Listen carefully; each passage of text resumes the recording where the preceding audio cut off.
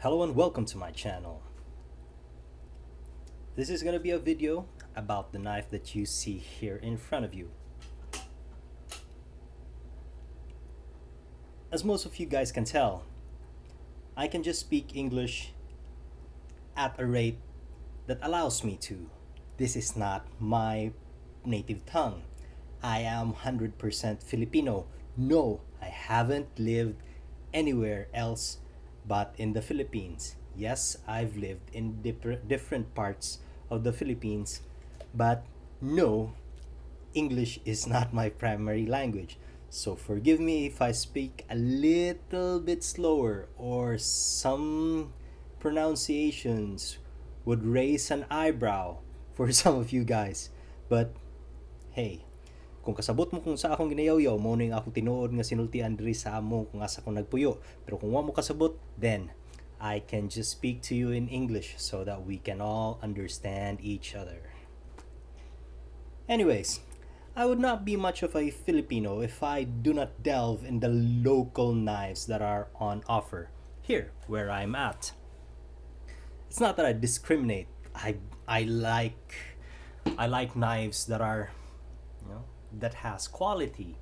That's why US made, even Chinese made knives, as long as they are quality.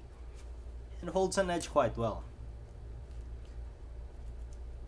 The knives that I have outside of just around my home, I don't even care for it.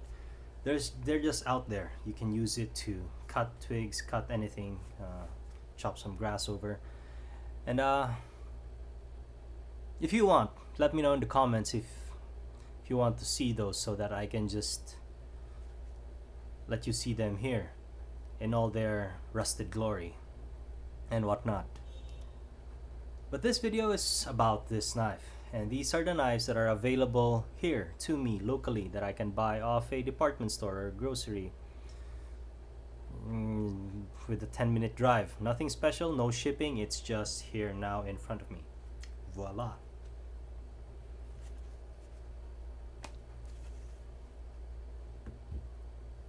And that will be that knife. Properly stamped RP, Republic of the Philippines. It's got a nice profile to it. Thin profile, much like a dagger used for stabbing, maximized for a stabbing motion, and a brass guard with an aluminum collar and a carabao or a water buffalo horn handle terminating into a full rat-tailed tang that is pinned on the pommel.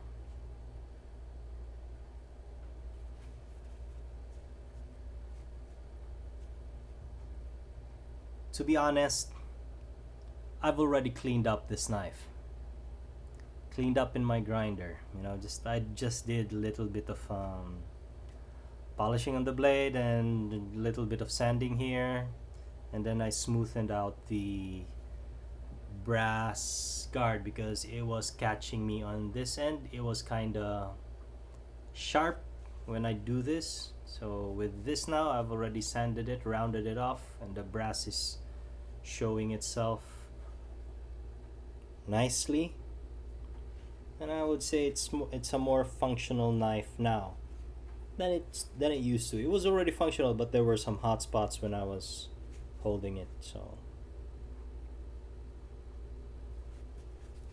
with this slight TLC, it's now a proper knife that is ready to use. Now,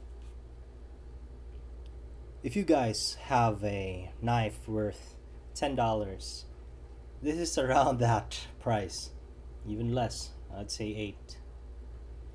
But for the local materials that you get, that is spring steel, carbon steel, from all the leaf springs left in the junk shop of where this came from. Water buffalo horn handle, authentic, nicely done. The legend with the buffalo water buffalo horn handle is, if you are cut, for example, you have a cut, a big cut, a gash here, and you would want to stop the bleeding with another knife, shave this off. And the shavings that you get from a water buffalo horn, you put that in your cut, and that will stop the bleeding. It's one of the purpose of this water buffalo horn handle, and it's just nice to have it there just in case you're gonna be cutting yourself by this knife also. But I'm always mindful of that. That's stories from the old. I mean, my grandfather, uh, both of my father side and mother side, they were, my my grandfather on the mother side is a wartime driver, and he was transporting a famous general based here, and he was the personal, like a personal transporter for that general that was responsible for securing a huge settlement here in the Mindanao area. And they were saying that this, just shave that off, and the shavings put it to where your cut is, and it would not heal. It would stop the bleeding of that cut. And I'm just glad that it's there. And of course, that rat tail tang pinned, it's not the best of workmanship. But since there's no wiggle on its, there's no movement on the handle, I would say that it's nice. I really like this knife now. It's really fast, and with the hotspot gone here, I like this better than the predecessor that I did a review for, which is its bigger brother, that knife. Although this got a bolo shape as compared to this one, which is that probably accounts for why I like it much better, because this is a faster, it feels faster in the hand as compared to this. But this now, if I hold on to this, it's like, compared to this guy, I like the feel of this one better. Lighter. This one is a little bit blade heavy, with, for good measure, because it's a chopper with it's meant for chopping, that you have momentum. And the way you hold this is in the tip of the handle. I usually do that with because it's got a better palm swell that way, but you don't have much control on the blade. So if you prefer, you can also do that, lower it, and it's a bit narrow here. I will be doing a modification in a while. Put a paracord just about into this going up, so that the paracord would act as a brake, like a traction, so that the handle doesn't go forward. I always get that feeling that it would be slipping forward. So with the added traction of the paracord coming from about here going up, that paracord will serve as a brake, and I would say that mod would do the trick for this guy, and it will be a very nice chopper. But for now, it's something lacking with it, and I feel that would be the lacking solution for that one. This guy, it's already perfect. I love it now. I mean, the handle already feels good. The palm swell is just about right. Just good feeling in the hand, and it feels really balanced. It's not blade heavy,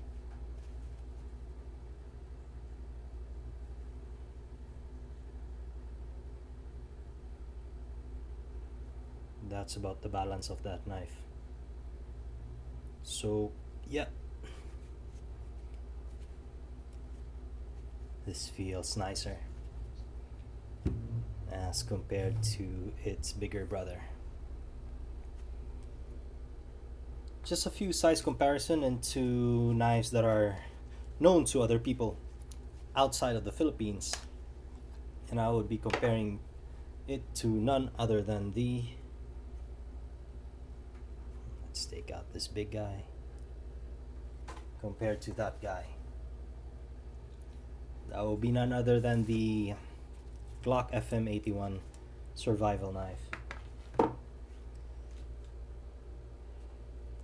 If I was reviewing a folding knife and the Glock Survival FM81 would be coming out, the folding knives would be smaller as compared to the overall length of the Glock folding knife. But since it's now being compared to this local guy, the Glock FM81 became small. It's not as long anymore. So that's how it stands compared to the local guy available to us here. Based on usage,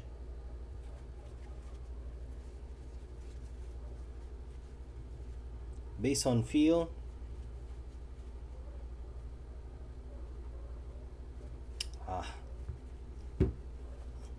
I'm gonna be biased and say that this is better, but so that we can get an approximate, not approximate, so that we can get a definite measurement, we need to weigh this, guys. So the local boy would be at 9.1 ounces, 0.57 pounds, 260 grams, 0.260 kilograms, and 9.1 ounces. 9.1 ounces, a light and very fast blade for a fixed blade. And how about the Glock FM81? It's 7.0 ounces, 0.43 pounds, 199 grams, 0.199 kilograms, and 7.0 as compared to 9.1.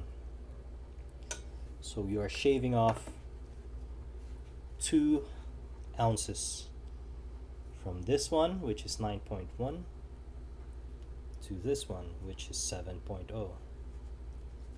Lighter, faster.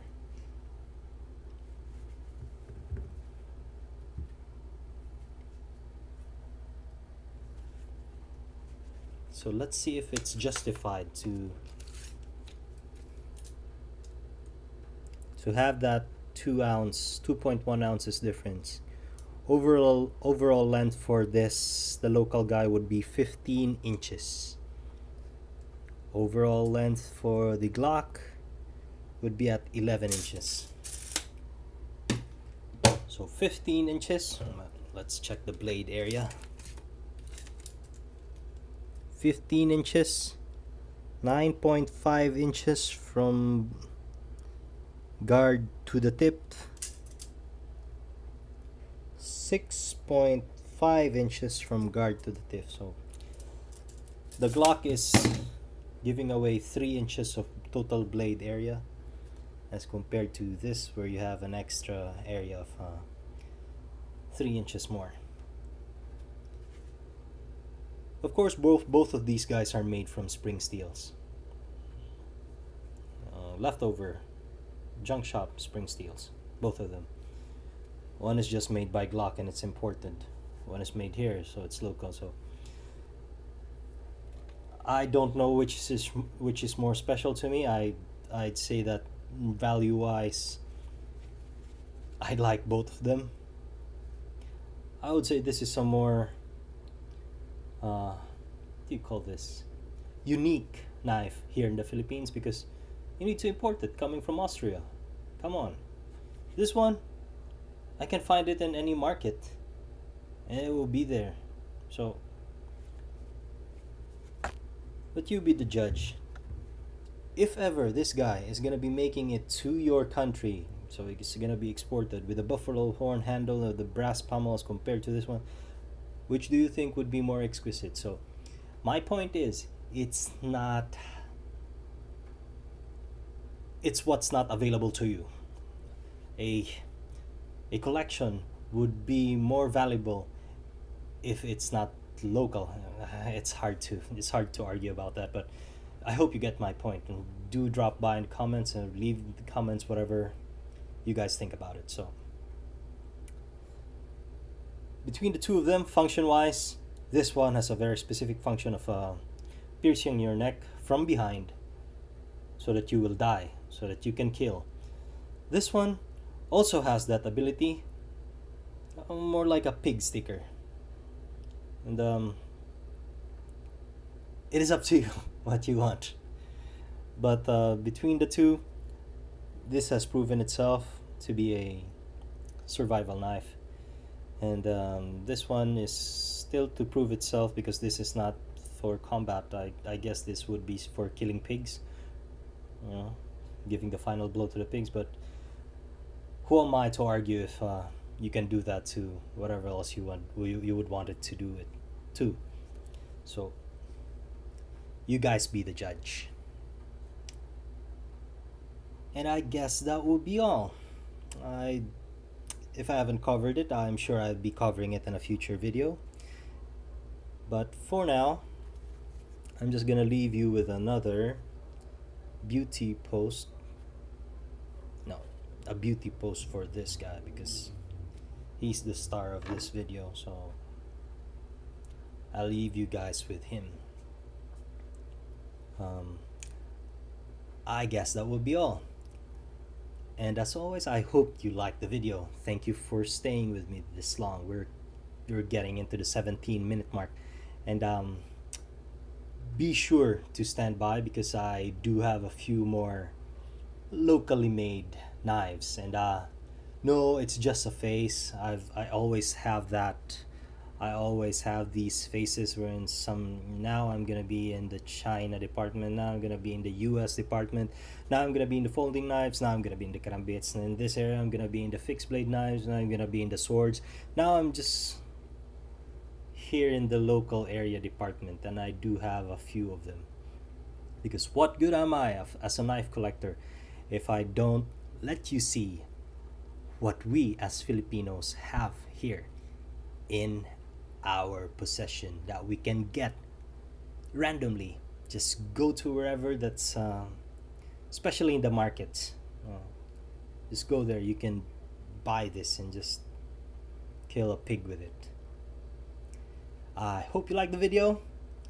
Thank you as always, and I'll be seeing you guys in the next video.